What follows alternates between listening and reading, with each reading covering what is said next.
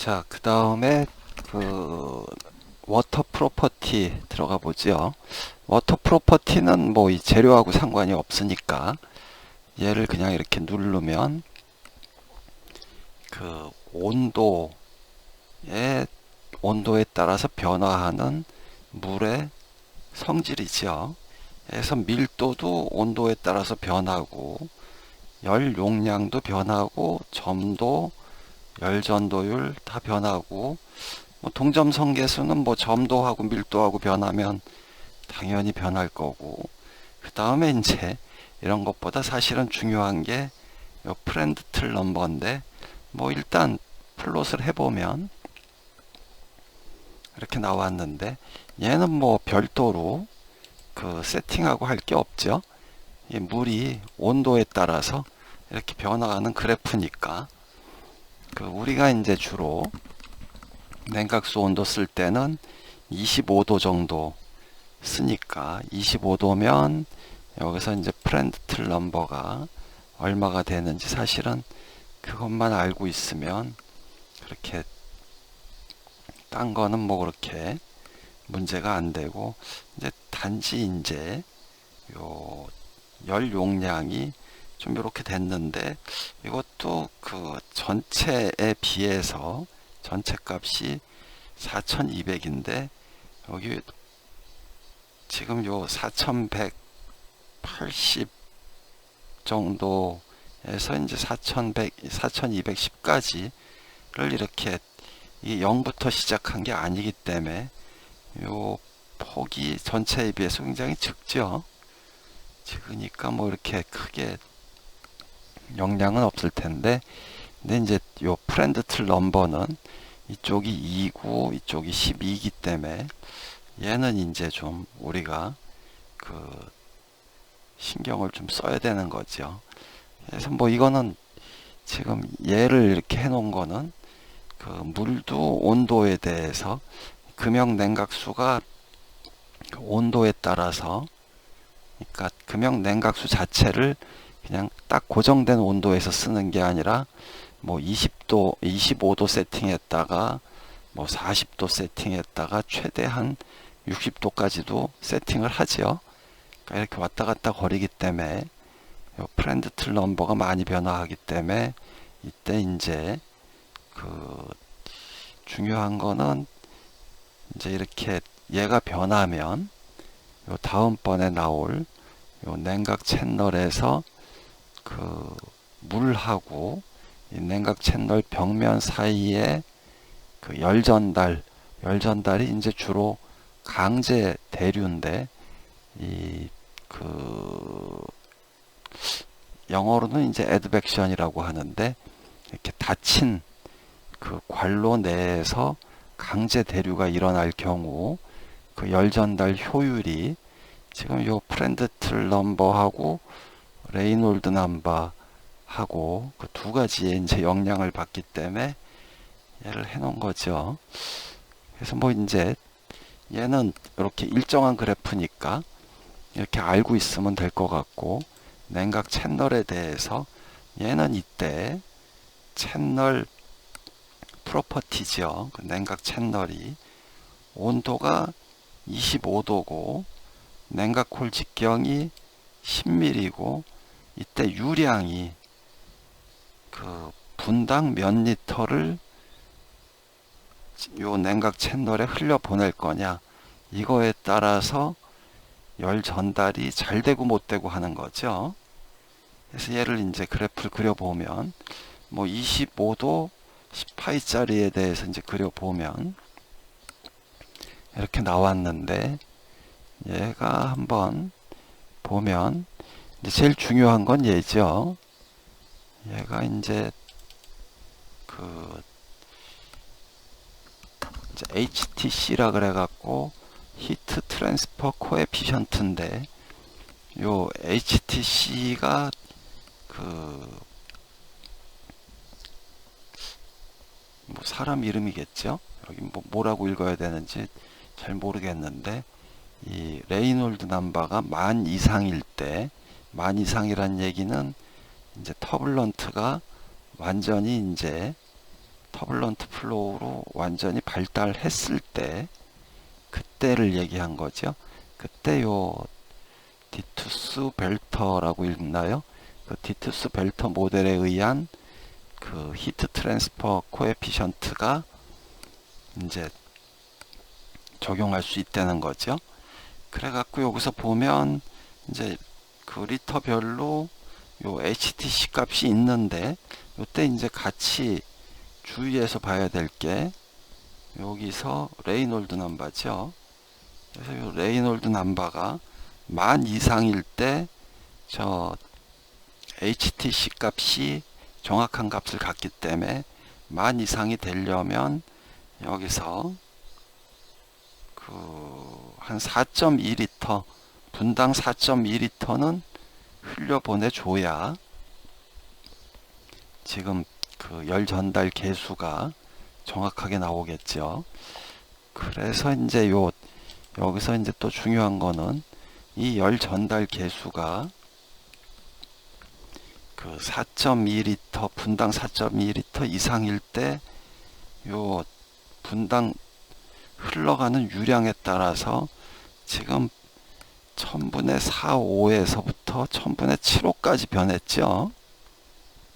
한 이 정도 변했으니까 거의 한 2배, 2배는 조금 못 되고 뭐 2배 가까이 2배가 더 되네요. 여기 2배쯤 되겠네요. 여기서부터 시작하니까 이렇게 그 냉각수 유량에 따라서 열 전달 효율이 틀려지는 거죠. 그래서 얘 때문에 이제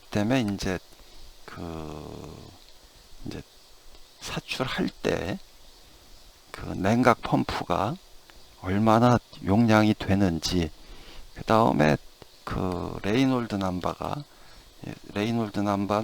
항상 10,000 이상을 그 해줘야지 가장 좋은 건데, 요 10,000 이상 레이놀드 넘바를 유지하려면 그 유량이 분당 몇 리터가 돼야 되는지, 이 값이 이제 온도에 따라서 그 다음에 채널 직경에 따라서 나오는 거죠. 그러니까 이 얘기는 무슨 얘기냐 하면, 예를 들어서 우리가 금형에서 이걸 또 그릴까요?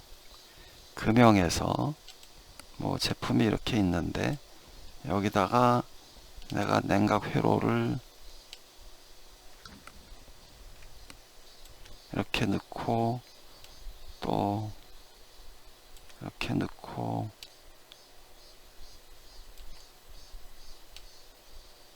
이렇게 넣었다 그러면 우리가 이 회로를 연결할 수도 있고 뭐 이렇게 연결해서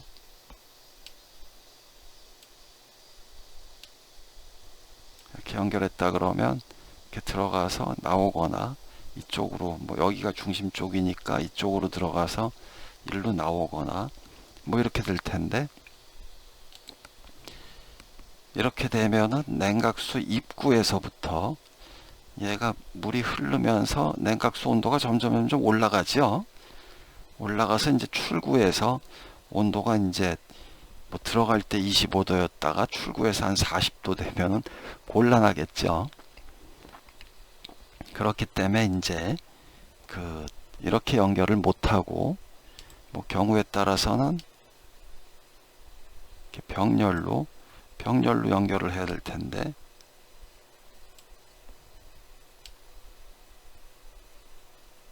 만약에 이제 이렇게 병렬로 연결하겠다고 치면은 지금 요게 10파이 냉각이라 그러면 병렬 숫자가 뭐 여기 4개만 있는 게 아니겠죠. 여기서부터 또 있고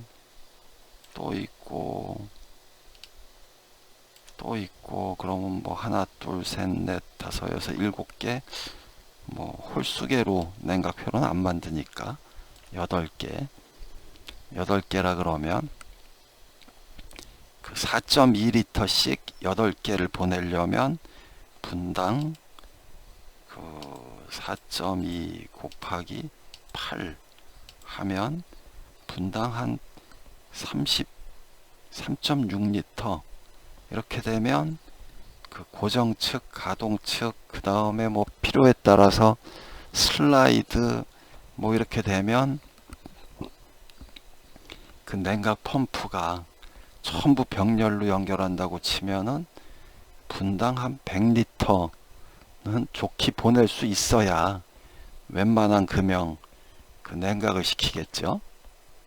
이게 지금 분당 4.2리터라는 게 요 한 회로에 대해서 4.2리터이기 때문에 만약에 8개 그 다음에 가동측, 고정측, 그 다음에 뭐 슬라이드 뭐 이런 거에 냉각이 들어가는 거 이런 걸 전부 따지면은 뭐 금형 하나당 전부 병렬이라 그러면 뭐 거의 분당 100리터 정도는 용량이 되는 그런 그 워터펌프를 써야 될 텐데 굉장히 힘든 얘기겠죠.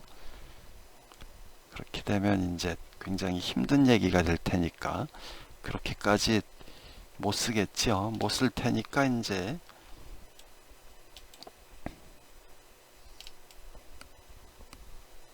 못 쓸 테니까 이렇게 중간에 연결을 하고 그래서 뭐 회로를 뭐 예를 들어서 토탈 그 나오는 회로를 뭐 합해서 10개 이내로 잡는다든지 그래서 이제 우리 금형의 보통 그 냉각 분배기를 고정측, 가동측에 뭐 입출구 해갖고 뭐 4개씩 해달라, 5개씩 해달라 뭐 이런 얘기가 이제 나오는 것 같은데 그 4개, 5개 이렇게 그 숫자를 정할 때는 사실은 그 냉각 펌프 자체에 그 용량을 봐서 정해야 되겠죠.